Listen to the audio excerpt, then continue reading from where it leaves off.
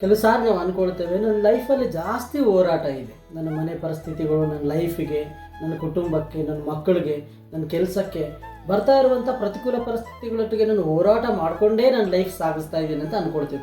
ಆದರೆ ಸತ್ಯ ಏನಂದರೆ ದೇವರು ನಮ್ಮನ್ನು ಹೋರಾಟ ಮಾಡಿಸ್ಕೊಂಡು ಬೆಳೆಸ್ತಾ ಇದ್ದಾರೆ. ಭಾಳ ಜನ ನಾನು ಹೋರಾಟ ಮಾಡ್ತಾ ಇದ್ದೀನಿ ಅಂತಂದರೆ ಇದು ನನಗೆ ಸಂಬಂಧಪಟ್ಟಂಥ ಪ್ರಾಬ್ಲಮ್ ಅಂತ ನಾವು ಫೀಲ್ ಆಗ್ತೀವಿ. ಆದರೆ ನಾವು ದೇವ್ರ ಮಕ್ಕಳಾಗಿರುವಾಗ ಆ ಒಂದು ಪ್ರಾಬ್ಲಮ್ ಏನೇ ಬಂದಿದ್ರೂ ಕೂಡ ದೇವ್ರಿಗೆ ಸಂಬಂಧಪಟ್ಟದ್ದು. ದೇವ್ರಿಗೆ ಗೊತ್ತಿರಲಾರ್ದೆ ನಮಗೆ ಪ್ರಾಬ್ಲಮ್ಗಳು ಬರಲ್ಲ ಫೈಟ್ ಮಾಡೋದಕ್ಕೆ. ಸೊ ನಾವು ಫೈಟ್ ಮಾಡಬೇಕು, ಮುಂದೆ ಹೋಗಬೇಕು. ನಾಳೆ ಉತ್ತಮವಾದ ಭವಿಷ್ಯತ್ತು ಯಾರು ಅನುಭವಿಸ್ತಾರೆ ಅಂದರೆ ಇವತ್ತು ಹೋರಾಡಿದಂಥವರೇ. ನಮ್ಮ ಹೋರಾಟ ದೇವರಲ್ಲಿನ ಹೋರಾಟ. ಯೇಸು ಸ್ವಾಮಿ ಲೋಕದಲ್ಲಿದ್ದಾಗ ಭಕ್ತಿಯಲ್ಲಿ ಹೋರಾಟ ಮಾಡಿದ, ಯೇಸು ಸ್ವಾಮಿ ಸಕ್ಸಸ್ ನೋಡಿದ.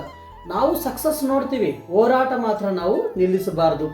ನಾವು ಕೂಡ ಆಶೀರ್ವಾದ ಬರ್ತವೆ, ನನ್ನ ಕುಟುಂಬವನ್ನು ಬೆಳೆಸ್ಕೊಂಡು ಒಂದು ಸ್ಥಾನಮಾನ ಕೊಡಲಿಕ್ಕೆ ಹೋರಾಟ ನಿಲ್ಲಿಸಬಾರ್ದು. ನಮ್ಮ ಜೀವಿತ ಅನೇಕರ ಮುಂದೆ ನಮ್ಮನ್ನು ದೇವರು ಮೇಲೆತ್ತು ನೋಡುವಂತೆ ಮಾಡ್ತಾರೆ. ನಮ್ಮ ಹೋರಾಟ ಹಾಗೆ ಮುಂದುವರಿಯುವಂಥದ್ದಾಗಿರಬೇಕು.